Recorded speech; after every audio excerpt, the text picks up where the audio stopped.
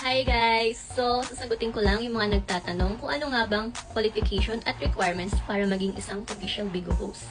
Unang-una, must be 18 years old and above. So, kung below 18 ka, hindi ka pa pwede. Sunod, valid ID. Any valid ID guys. Barangay ID, Pag-ibig, PhilHealth, SSS, basta valid ID. Next, PH location. Kailangan nandito ka lang sa loob ng Pilipinas. Stable Wi-Fi connection. Dapat yung Wi-Fi nyo guys malakas para hindi kayo naglalag or buffering sa live nyo. At pinakalas, ang importante sa lahat guys, ATM card. Kasi dyan papasok ang kikitain nyo sa Bigo. Dapat din kaya nyo mag-live ng 1 to 3 hours per day. So, any gender guys, welcome kayo sa amin. Mapa-newbie ka man, expert, influencer, welcome na welcome kayo guys. So, ano pang inaantay nyo? Mag-message na kayo dito sa FB account namin para maging isang official Bigo host. Please don't forget to follow me for more information.